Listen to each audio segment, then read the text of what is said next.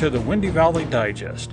I'm Vince Cowley, and we're searching through the musty corners of bookshops, flea markets, libraries, and web archives to bring you stories that have been lost in time. Join us today for Episode 7, where we continue with Part 5 of our ongoing presentation of Bernard Treves Boots by Lawrence Clarke. If you're joining us late, previous installments are available on our podcast page at www.windyvalleydigest.com/podcast, as well as on our YouTube channel, The Windy Valley Bookshelf, and on Rumble. Speaking of the Windy Valley Bookshelf, did you know our YouTube channel is full of readings, poetry, and stories brought to life? You'll find a full illustrated audio drama of Tom Sawyer, overviews and reflections of the Windy Valley Digest, Washington Irving's Old Christmas, and even this podcast. It's a place where classic stories and vintage poems aren't just preserved, they're shared, narrated, and made part of your day. So go to YouTube, search the Windy Valley Bookshelf, like and subscribe, and step into the past. Your next great story is already waiting. We've come to a part of the program where we would normally share a letter from a soldier who fought in the First World War. But from time to time, it feels necessary to step outside of our usual format, especially when the present moment demands our attention. As I was finalizing the outline for today's episode, which was Friday, September 12th, 2025, for those listening long after this was recorded, recent events weighed heavy. In just the past few weeks, we've witnessed the murder of a young woman on a train in Charlotte, a school shooting in Colorado that injured 2 innocent students, the escalation of several international conflicts, and the assassination of a young man who sought only to encourage civil dialogue, to name just a few. All against the backdrop of the still raw memories of September 11th, 2001. The past weeks have been tumultuous, chaotic even, as though the world was unraveling faster by the minute. In the middle of preparing this episode, an old hymn started running through my mind. It seemed the right response for this moment, so today, instead of a soldier's letter, I'll share it with you. The hymn was written by Horatio Spafford. Spafford was born in 1828 in North Troy, New York, and grew into a respected lawyer and successful real estate investor in Chicago. Beyond his professional life, he was deeply devoted to his faith and his church. His life was marked by generosity and a commitment to helping others, qualities that would later define his work in Jerusalem with the American Colony, a charitable community serving all those in need. But long before that, he was a devoted husband and father, a man of faith whose inner life would inspire one of the most enduring hymns ever written. And it is this hymn, "It Is Well With My Soul," born from his steadfast spirit, that we now turn.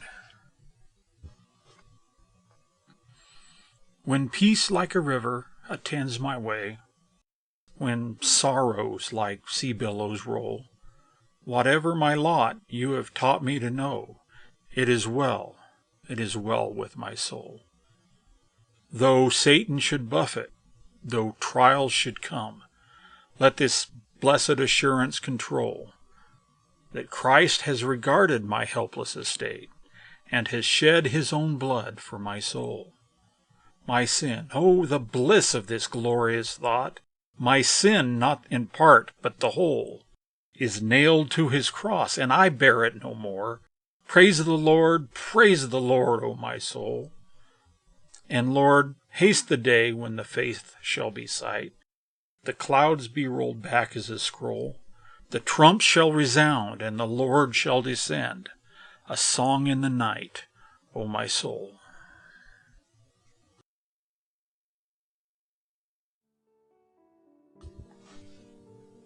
While the words of the hymn express a deep and steady peace, they were born from unimaginable sorrow. In 1871, the Great Chicago Fire destroyed much of Spafford's real estate holdings, causing significant financial loss. Just 2 years later, in 1873, his family faced an even greater tragedy.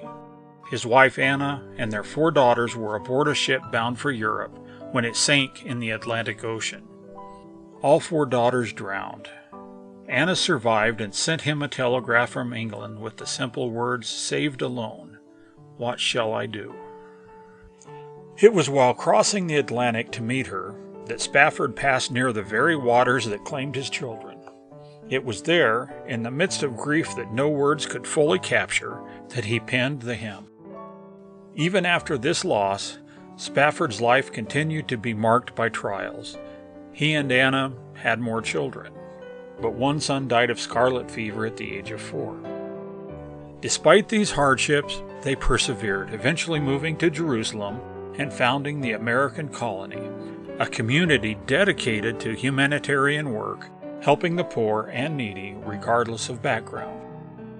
In both Horatio Spafford's life and in this hymn, we see a powerful truth, that even in our darkest hours, when the world seems to be spinning out of control, there is a calm assurance for those who follow Christ and are baptized into Him to confidently say, "It is well with my soul."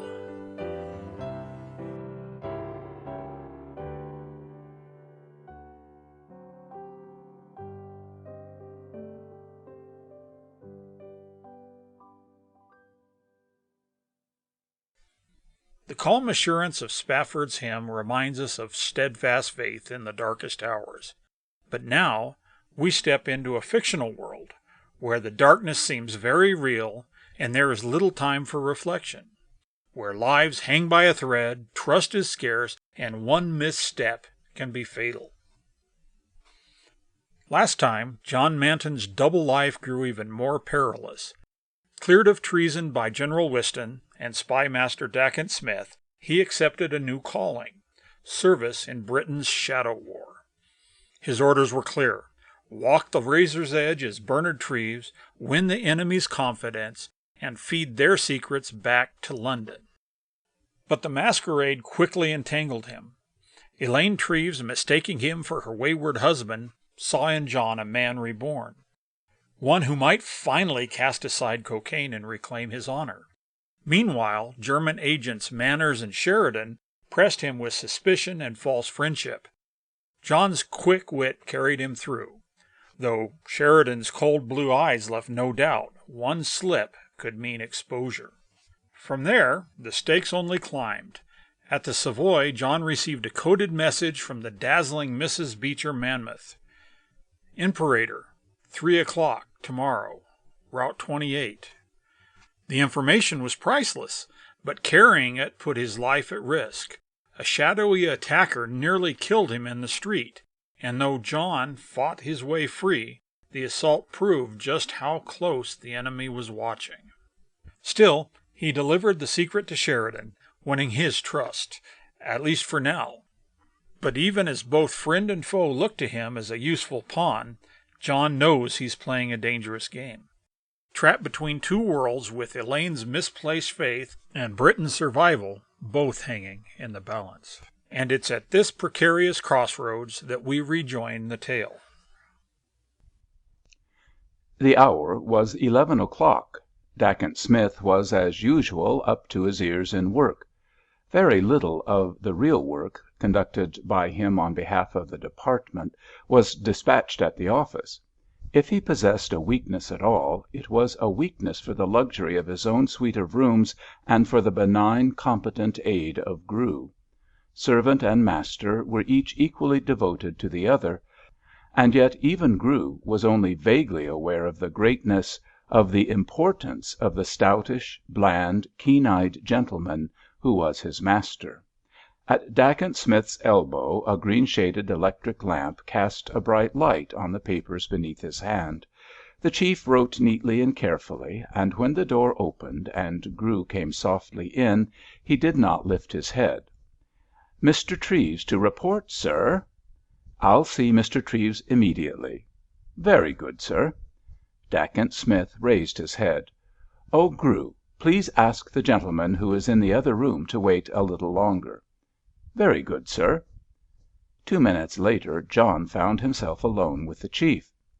Dacent Smith motioned him into one of the deep, leather-covered arm-chairs, opened a silver box of Egyptian cigarettes, and pushed it towards him. "Well?" he questioned, wheeling his chair and looking at John much as an astute physician might look at a patient. "I can see by your expression," he went on quickly, "that you have something of importance to report." "I think so," said John. "Well, what is it?" "In the foyer of the Savoy to night, sir, Mrs. Beecher Monmouth——" An almost imperceptible change of expression occurred on Dacent Smith's smooth features. "Mrs. Beecher Monmouth," continued John, "passed a slip of paper into my hand. I assumed at once that the paper was meant for either Manners or Cherriton, and obeyed your instructions. I delivered it at once." "You memorised it first?" Dacent Smith's tone was almost sharp. "It was very short, sir. I can remember it exactly." Dacent Smith pushed a pencil and block of paper towards him. "Perhaps you had better write it down immediately," he said.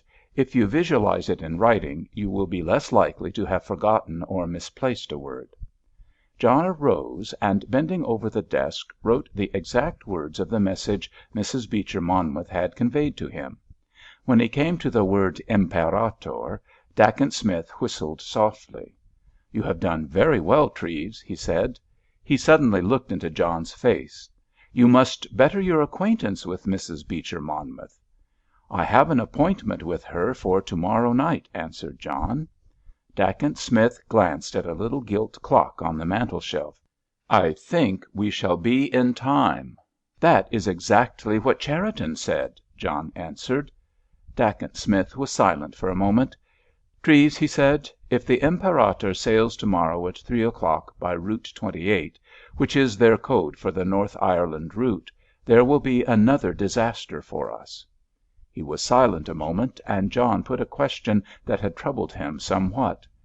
"But if she doesn't sail at that hour," he said, "if she is suddenly delayed or dispatched by another route, won't that arouse their suspicions?" Dacent Smith looked at him for a moment, then smiled quietly. "Oh," he said, "we shall not be quite so obvious as that, Treves. Otherwise they would come to suspect a leakage. What will occur is this. I shall communicate with the Admiralty at once, and sometime to morrow morning an accident will happen, quite a small accident, to the Imperator's boilers. The news of the accident will be well spread throughout the crew and the deckhands. Thus the Imperator will be unavoidably delayed, and will not sail at 3 o'clock to morrow." He rose as he finished speaking and went quickly out of the room. When he returned he was obviously much easier in his mind. With slow deliberation he replaced himself in his chair at the desk. "Now give me details of your interview with Cherriton." John stated what had occurred. "Anything else to report?" asked Dacent Smith, looking at him with a penetrating glance. "I see you have a scratch on your forehead." "Yes," answered John. "It occurred in Hampstead. A young man attacked me, and endeavoured to get my pocket book." "Oh, that is rather alarming." "It was rather sudden," John confessed, "and he was a particularly energetic person." "Would you know him again if you saw him?" asked Dacent Smith. "I think I should," answered John. "He was about my own height, but more slenderly built. Rather a good-looking fellow, well dressed. He was a most energetic and audacious opponent," he continued, becoming unexpectedly expansive. "Audacity is sometimes a fault," observed Dacent Smith. "Just sit where you are a minute, Treves. I want to introduce you to some one." He crossed the room and opened the door. John noticed him beckon to some one, and a moment later a young man in evening clothes stepped into the room. Dacent Smith led the newcomer towards the hearth. "Captain," he said, speaking to the young man, "this is Mr. Treves, who is now a member of our service." John rose to shake hands, and found himself looking into the smiling face of a young man of 28, a young man with dark brown, daring-looking eyes, a sun-browned skin, and a dark moustache. The stranger's face was humorous, and on the lower part of his left cheek was a contused redness. As John and he shook hands, John uttered an exclamation of astonishment. "Why, you're the man who attacked me!" "Well, I don't know about that," smiled the Captain cheerily. "It looks to me as if the attacking was mostly on your side." "I must say," John continued, "you put up quite a good fight. But I don't quite see the point. If you were acting on behalf of the Department, why did you attack me?" He glanced at Dacent Smith, and the great man undertook an explanation. "The whole thing was a slight mistake. Your new acquaintance, known to us as Captain X, was under my orders, his avocation to-night. He saw Mrs. Beecher Monmouth shake hands with you. He also observed you, and he says very neatly, put something in your inner breast pocket. He had never seen you before, but he naturally jumped to the conclusion that you were in league with this particular fashionable lady, whom he had been sent to watch, hence his mistaken attack on you." John turned again to his late antagonist. "I'm sorry if I hurt you," he said. "You did hurt me abominably," retorted Captain X. "I am not much of a pugilist, and that half-arm jolt, or whatever you call it, has my sincerest admiration." "The luck was on my side," returned John politely. "And the misdirected energy on mine," smiled the Captain. Dacent Smith moved to the table, took up a sheet of paper, folded it, and handed it to Captain X. "Now," said he, "we will return to business." At 9 o'clock the following evening John found himself in a lady's boudoir, a room heavy with the odour of Russian cigarettes. The neat, capped foreign maid who had ushered him into the apartment had removed herself, closing the door softly behind her. The room was not large, and every effort of a somewhat exotic taste had been put forth to create an atmosphere of intimacy. It was a room, as it were, planned and arranged for secret meetings. The carpet was thick. A white polar bear rug extended itself from the hearth, and beyond the hearth, running along the wall, was a divan covered in heavy silk of Chinese blue. A Chinese kakemono of brilliant colours—red, orange, azure, green, and gold—covered the wall behind the divan. The general air of the place was one that did not appeal to John in the least. He did not care a button about exotic boudoirs. Neither did he care for Mrs. Beecher Monmouth, who to-night was wearing a Chinese overgown as brilliant and sumptuous in hue as the kakemono that covered the wall. She had been seated on the divan when John entered. She rose now and came towards him, with the pink light softening the cold splendour of her beauty. There was no doubt about her beauty. John was prepared to admit that, even at this second meeting. "You bad boy to be so late," breathed Mrs. Beecher Monmouth, squeezing his fingers in her. She drew him towards her. The moment was a delicate one for Manton. What Treves's relations had been with this woman he could not guess, but it was his business to find out. It was indeed his business to find out many things about her. For months the Intelligence Department had held her in suspicion, but Dacent Smith's most brilliant assistants had failed to make headway in her case. She was slippery as an eel, quick-witted, cunning, daring, and resourceful. In that moment, as she drew John towards her, she suspected a ruse. But there was no ruse. She looked up, her brilliant eyes searching him. "Have you nothing for me?" she whispered. There was only one thing to do, only one safe course to take, and John took it. He, as it were, plunged, and risked the consequences. He put his arms about her shapely shoulders and pressed a kiss upon the upturned lips. "No, no, I didn't tell you you could kiss me." "You said something very like it," laughed John. "You are a bad, daring boy." "Faint heart never won anything worth having," returned John. Mrs. Beecher Monmouth returned to her divan and disposed herself comfortably. "You bad Bernard, you must sit in that low chair at once and tell me all you have been doing lately." She lifted a cigarette case from a low ivory topped table. John took one, noticing that they were the excellent cigarettes Treves had been in the habit of smoking. "Tell me what you have been doing." John mused, and the woman went on.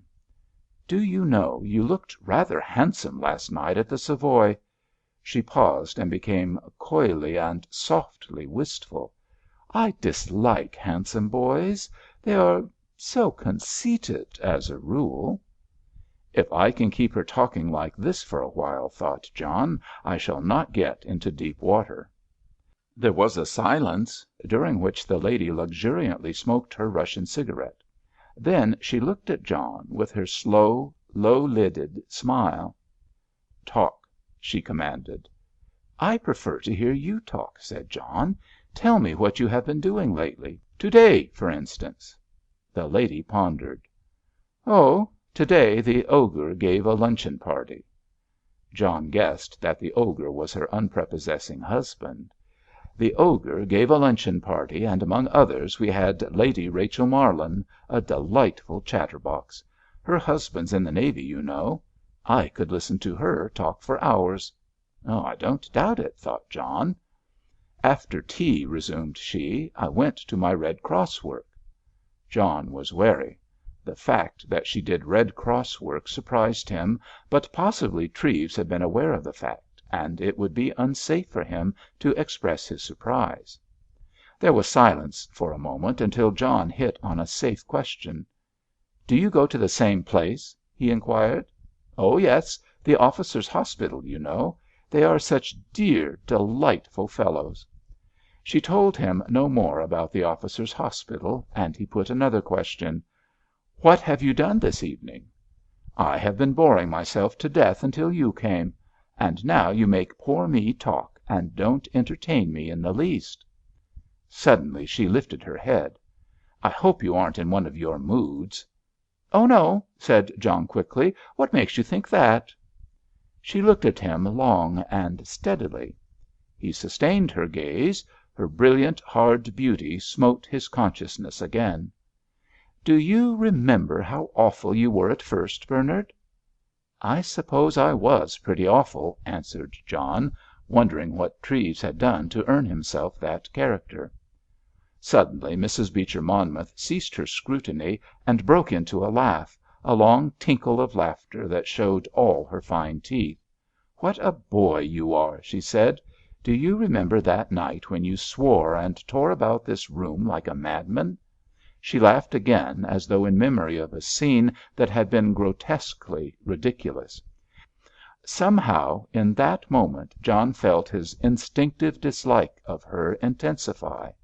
He saw her as an utterly cold-blooded traitor to her country. Only 48 hours earlier she had slipped into his hand information that had been intended to doom a great ship to disaster. The slip of paper that had so astoundingly come into his possession had in itself constituted a vile blow at the safety of England. And here was the woman who had safely engineered that atrocity, who had acted as an intermediary in Germany's pay.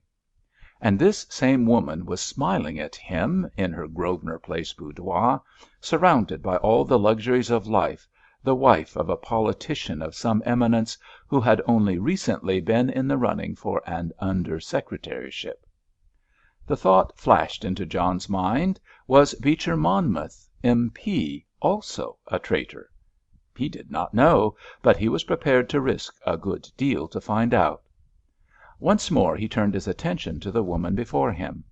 "It was rather weak of me," he said, "to act the way I did." "It was as good as a melodrama," replied she. "You said you were ruined, and swore you'd end everything. I forget whether it was to be the river or in some less pleasant manner. Called yourself a traitor." "Traitor?" repeated John. He wanted to know more of this. "Melodrama again," responded Mrs. Beecher Monmouth. "However, you calmed yourself in the end. You became your own delightful, foolish self again." "Thanks," said John, and for the life of him he could not help saying aloud, "and you were able to twist me round your pretty fingers." She looked at him with one of her quick looks. "Now, "That is delightful of you to say pretty things to me. Do you know," she continued, leaning towards him, "you have improved immensely. You are quite changed. Before you really came to us," she adopted a note of seriousness, "you were really too dreadful for words. You raved against the army that had treated you so abominably, and yet would not throw in your lot with us. Oh, you were very difficult, mon ami." "And now?" inquired John. "Oh, now you are quite another man." "I'm glad you think that," said John aloud, and to himself he added, "My clever lady, you never spoke a truer word in your iniquitous life." "The change in you is so marked," went on Mrs. Beecher Monmouth, "that Captain Cherriton actually doubted your loyalty to us. He regarded your escape from Scotland Yard authorities as so sudden." "Ah," protested John, "but I was mistaken for another man." "Of course I know that, you silly boy. But Cherriton could not rest satisfied until he had discovered that there actually existed a person called John Manton, and that you had really been mistaken for this personage." John made a mental note that in Cherriton he had an adversary of no mean order. "I hope," said he, "now that Captain Cherriton has discovered my story to be true, he won't suspect me again." "As for that," responded the lady, "he suspects his own shadow. But you are very high in favour just at the moment." "His favour is worth having?" probed John. "We shall discover that," said Mrs. Beecher Monmouth. Her tone suddenly became fervent, almost exalted. "After the war there will be great things for us all. Now is the time to sow, then will be the time to reap the harvest." The expression of her face had changed. A dark, fierce light seemed to illumine her features. "We shall win yet. We are winning now, but the end will be swift." "The end of some people," thought John, "will be devilishly swift." He was thinking of Manners, of Cherriton, and the lady before him. "What do you think will happen?" he inquired. "They will come here, of course," she retorted, suddenly standing erect beside the divan and speaking with fiery and passionate intensity. "They will come here. My people." "Your people?" interjected John quickly. "My people," droned she, with a lift of her head. "You didn't know that before? But you are one of us, and I can trust you now." "But everybody thinks you are an American," answered John, recalling what Dacent Smith had told him. "Quite true, they do think that, and for convenience' sake I am an American—a rich American who married—" she lifted a scornful lip and pointed towards the door—"who married the Ogre." "Were you working for the cause when you married him?" inquired John. But the sudden flame that had animated her appeared to die away. She became once more her beautiful, exotic self. "I have worked for the cause since—" She stopped. She, as it were, returned to earth. "Bernard," she said, when she had smoked a few minutes in silence, "I have something to show you." She rose, crossed the room, and unlocked a buhl cabinet. A moment later she returned to John and handed him an envelope. Within was a closely written letter beginning, "Dearest Alice." As John glanced at the writing, Mrs. Beecher Monmouth came behind him and laid her manicured finger nail on the bottom 4 lines of the first sheet. "That is all you need read," she said. The 4 lines at which she pointed ran: "If you think Treves has the courage for the task, I will take your word for it. He shall be the man." She's just a girl trying to survive. He's the cop who wants to help, but can't. yet. Rosalind's senior year isn't about prom or grades. It's about hiding bruises, secrets, and the fear that she'll never escape. Officer Mark Tucker has his own battles. PTSD, a broken home life, and a town where people keep disappearing. When they come together, survival becomes a question of trust, strength, and whether either of them can ask for help before it's too late. Raw, haunting, and deeply human, Scars is a story of trauma, resilience, and the fragile hope of healing. If you love gritty crime thrillers and psychological suspense that lingers long after the last page, this book is for you. Scars, available on Amazon starting September 15th. John looked up quickly. "Is this from Captain Cheriton?" he asked. Mrs. Beecher Monmouth shook her head. "From a far greater one than he," she answered slowly. John pricked up his ears, then flashed a glance at the contents of the letter. But Mrs. Beecher Monmouth was very quick. He caught only the words "secret session" and "ready by the 28th," when Mrs. Monmouth dexterously laid her white hand over the writing and drew it from his fingers. She folded it and placed it carefully in the bosom of her dress. She wore evening dress beneath her gorgeous Japanese rest gown, and John noticed the coquetry with which she concealed the letter from his view. He was young enough to be affected by her beauty, and was yet old enough to suspect she was playing a part, was, in fact, seeking to entangle him for the benefit of the cause. He put her down in that moment as a passionate, unscrupulous, dangerous woman, to whom adventure was the very breath of life. Moreover, he doubted her statement that she was German. She was certainly not his idea of a woman of Teutonic nationality. Her arm, that had been resting upon his shoulder, still remained there. The lady's handsome face was very close to his. He could see deep into her smiling eyes, and was not comfortable under the closeness of her scrutiny.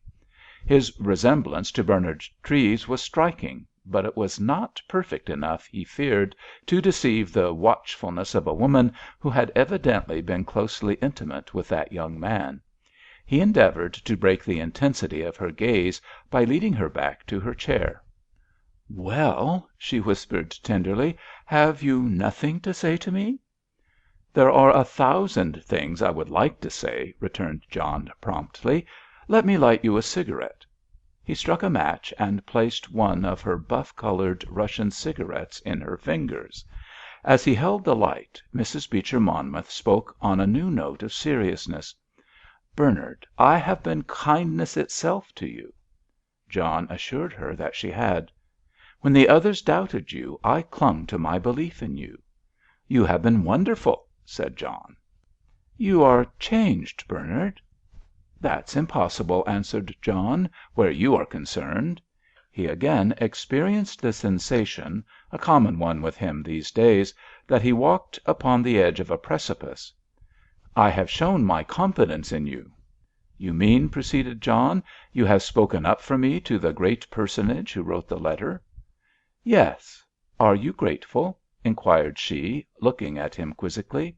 She had disposed herself upon the divan in a graceful, languid pose. "I am more than grateful," said John. "But tell me, who is this great personage?" The lady's laughter sounded musically in the little pink-lighted room. "Oh, my dear Bernard," she protested, "that comes much later." "I suppose," John said, feeling that a bold plunge was worth while, "the personage is the head of the German secret agents in England." "What makes you think that?" "My dear Alice, you would not stand in such awe of any one less important than that." For some minutes, since the time he had caught sight of the letter, in fact, he had resolved to call her Alice at the earliest opportunity. He was playing a part. He had taken up another man's love affair at an unknown state of development, a dangerous thing to do.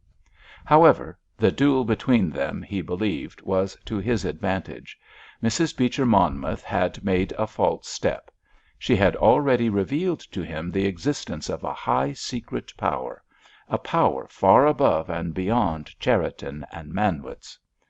"Alice," he said suddenly, drawing his chair a little nearer and laying a hand on her arm, "tell me who is the Great Unknown?" Patience, patience, Bernard. You will hear all in good time." She lifted his hand from her arm and pushed him gently away. At the same moment there came a low knock at the door. A discreet pause followed before Mrs. Beecher Monmouth's foreign maid, in cap and white apron, entered. "The master's returned, ma'am."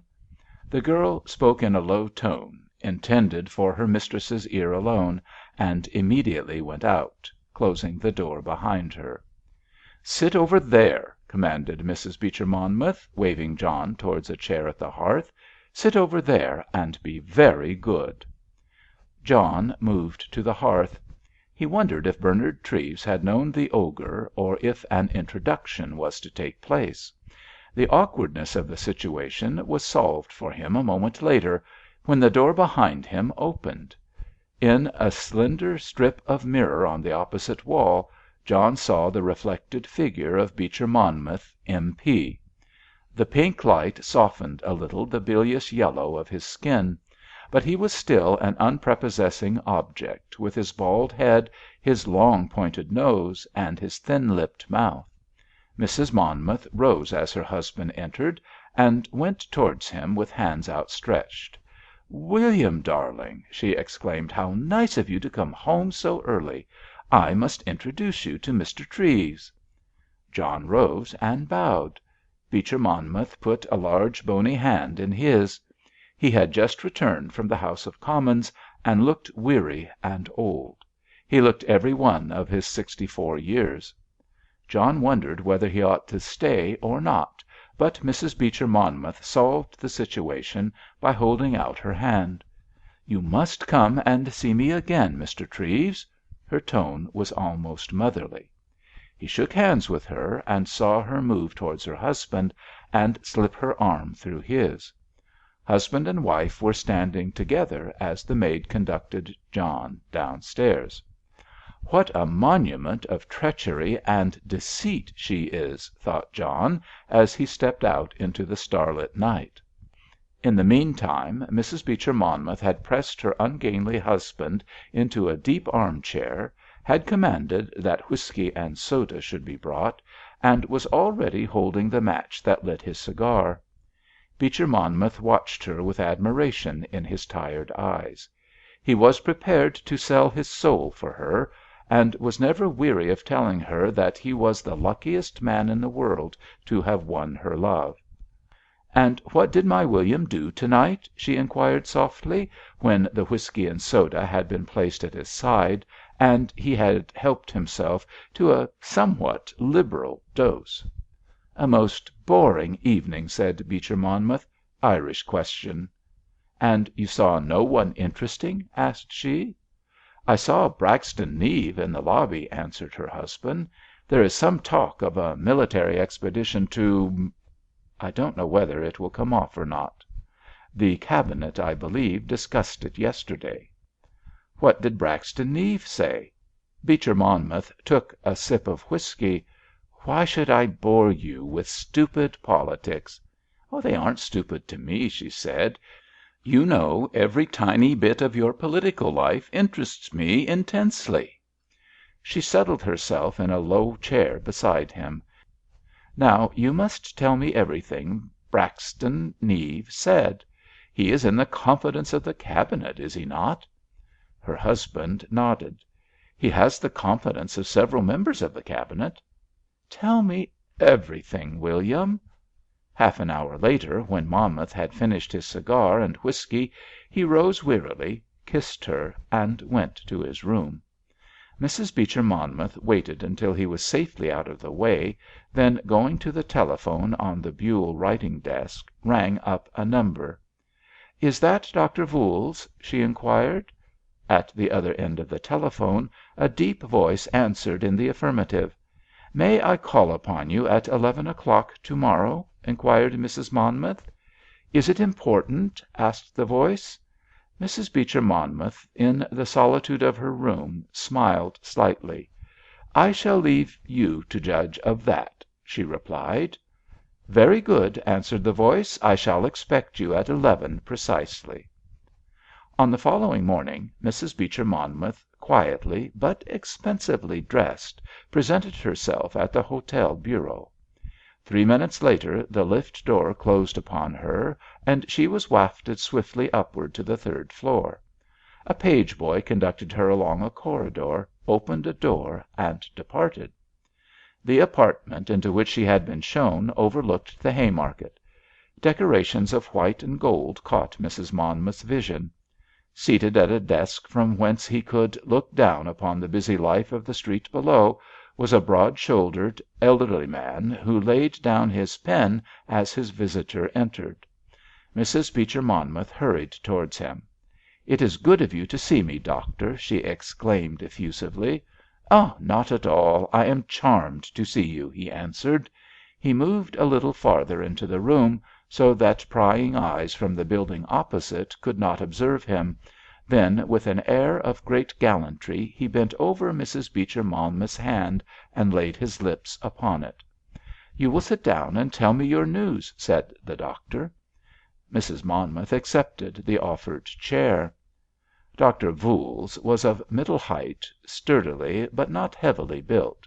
He carried himself well, holding his head high and looking squarely and masterfully before him. His head was round, his strong, heavy-jawed face was clean-shaven, and his wide mouth drooped at the corners. Both physically and intellectually the doctor was a formidable figure, but the harshness of his countenance was belied by a surface air of politeness, a politeness which appeared to be assumed and which sat ill upon him. His air, despite his efforts of concealment, was one of lofty authority. "You will tell me your important news," he said quietly. "I don't know that it is important," admitted Mrs. Monmouth, "but my husband heard accidentally in the House of Commons last night that there is talk of an expedition to—" Voiles's eyebrows moved very slightly. "I shall be grateful to know everything your husband heard." Then Mrs. Beecher Monmouth told him exactly, word for word, all she had managed to worm from her husband. "He considers, then," inquired Voules, "that the expedition is to become an accomplished fact?" Mrs. Beecher Monmouth nodded. "Did your husband learn anything else in regard to this most interesting little adventure?" Mrs. Monmouth shook her head. "Ah!" exclaimed Voules. "It would be most useful to us if you could learn the name of the officer who is in command of the expedition.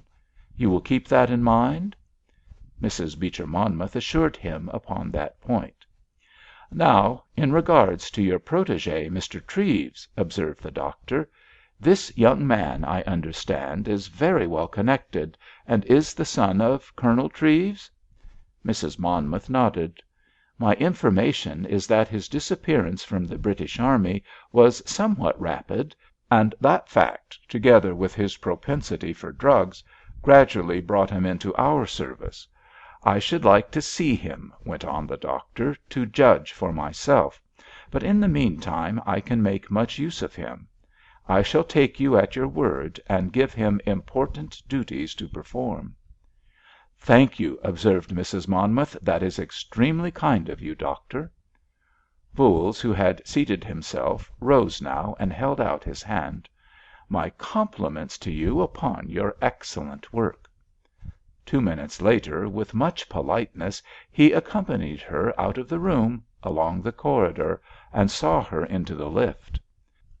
When he returned to his own room, he opened the door of an inner apartment and summoned a thin young man, wearing tortoise-shell rimmed spectacles. The young man was clean shaven, and was possessed of a somewhat small and receding chin, which gave him a foolish aspect.